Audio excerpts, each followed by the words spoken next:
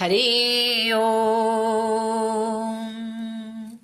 बंदा हूँ गुरुपद पदम परागा, सुर से सुभाष सर से अनुरागा।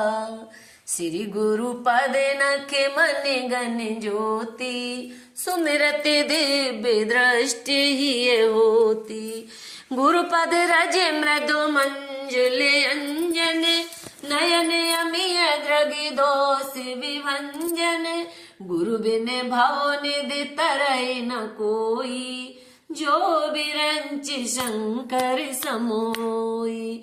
श्री राम जय जय राम, श्री राम जय जय राम।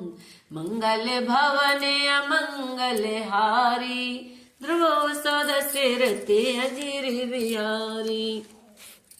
हरिओम। नमस्कार दोस्तों, जय श्री कृष्ण, राधे राधे। आज मैं इस वीडियो में 28वां और 29वां अध्याय आपके समक्ष लाई हूँ।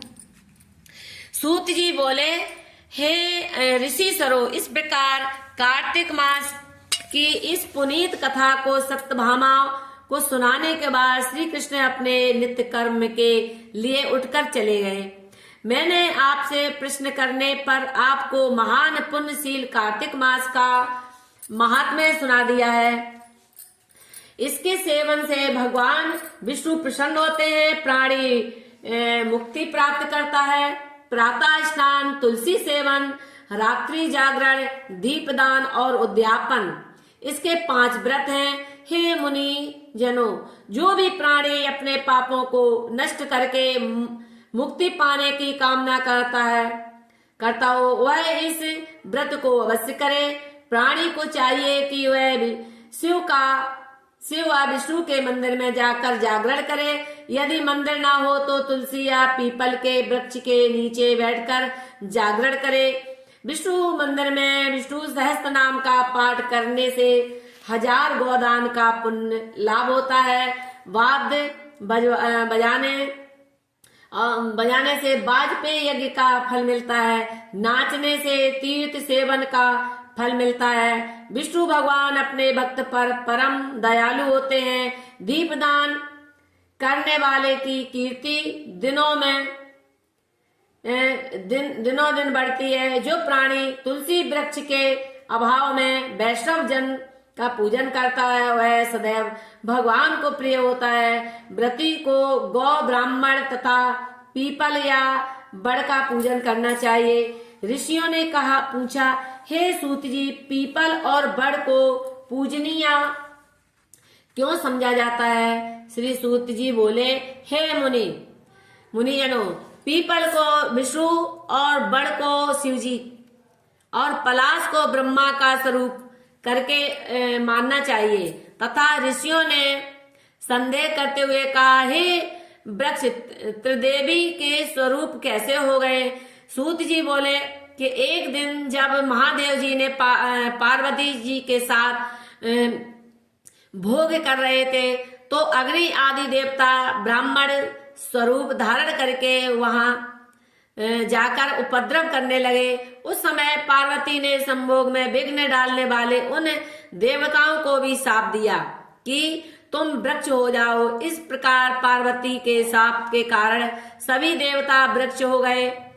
बड़, पीपल आदि इसी कारण त्रिदेव हैं। पीपल को केवल शनि के दिन ही स्पर्श करना चाहिए। इस तरह से ये 28वां अध्याय समाप्त हुआ। 29वां अध्याय।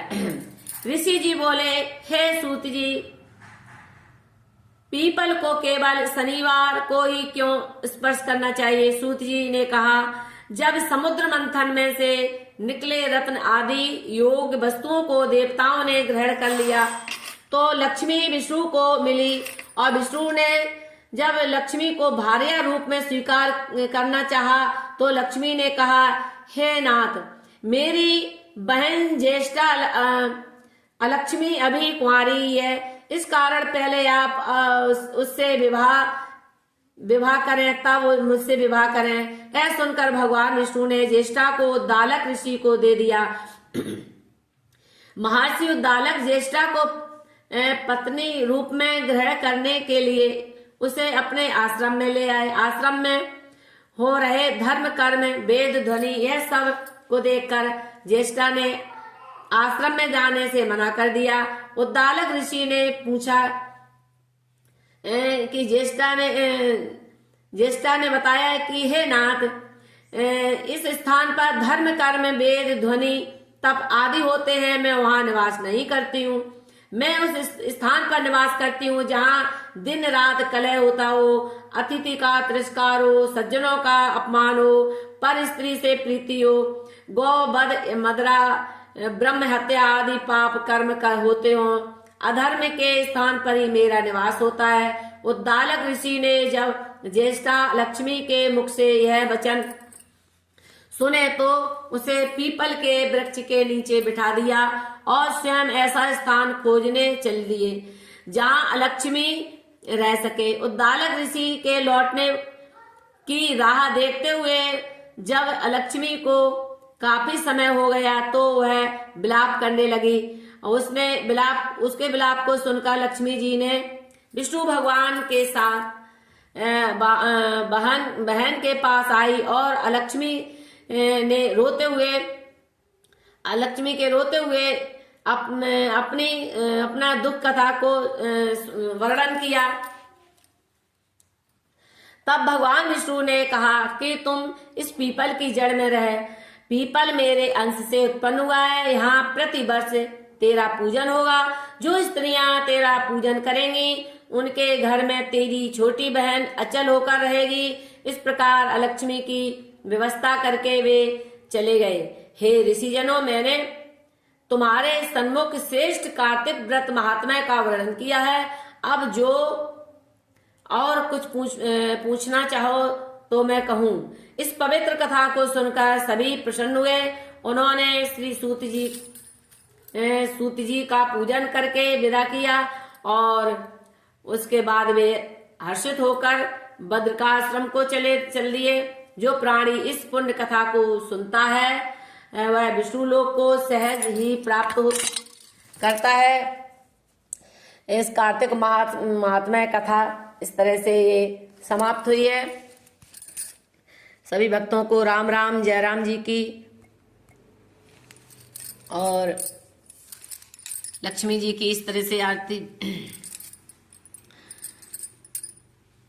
हरि शरणं हरि शरणं हरि शरणं हरि शरणं, सदा सब प्रेम से बोलो हरि शरणं हरि शरणं। जय लक्ष्मी रमणा मैया, जय लक्ष्मी रमणा।